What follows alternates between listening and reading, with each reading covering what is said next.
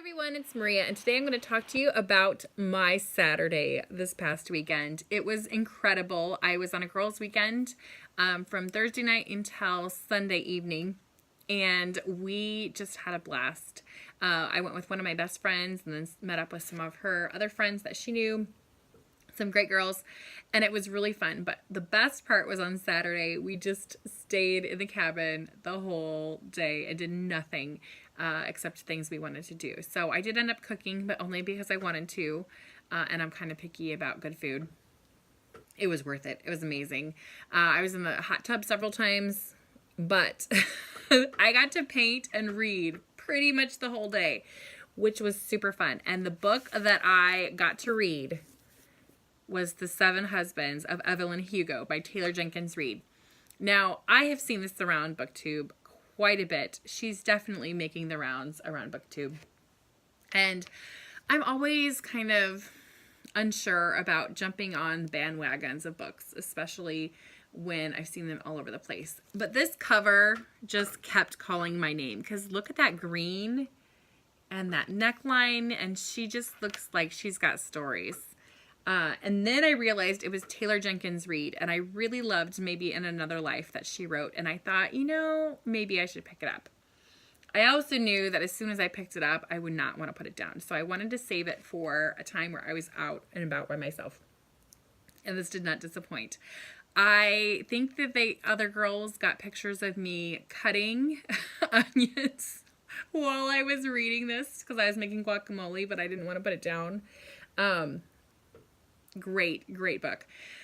Okay, now that I've raved and raved and raved. All right, the synopsis of this book is that there is an older Hollywood starlet who is ready to publish her tell-all biography.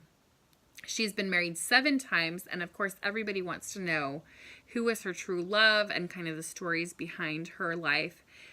She has more secrets than you would guess she had, and so that was always fun trying to figure out what the secrets were. I was excited because I got to figure it out before it was revealed in the plot, because there are a couple things that kind of tips you off a little bit. So if you want to figure out like the mystery, you probably could, but I was in it for so much more. I was in it for Taylor Jenkins Reid talking about what is love, what makes up a marriage. Is it sex? Is it attraction? Is it companionship? Is it trust? Is it friendship?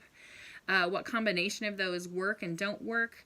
I really loved that. I loved how that they talked about how Evelyn viewed her body as kind of her tool and what was happening as she aged, because that's something that I've really been thinking about in the last probably 5 or 6 years. I've read several other books that kind of would pair very well with this. Young Jane Young kind of made me think like that. The Knockoff was another one that made me think like that. Just the idea of what happens to a woman who is losing her kind of what has been considered her attractiveness and what remains that keeps her attractive to people. And I just really appreciated that conversation. I loved how she talked about sexuality and how confusing it can be sometimes, even in a relationship where you think things are all laid out. I was all in it for this book, and I probably will purchase it at some point because I think I probably will reread this book.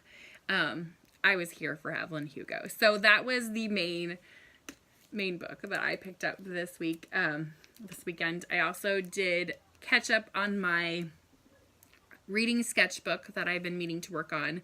I hadn't hardly done any at all this year, and so I'm all caught up. I just have to add some quotes in, and then I will do a video showing you guys those.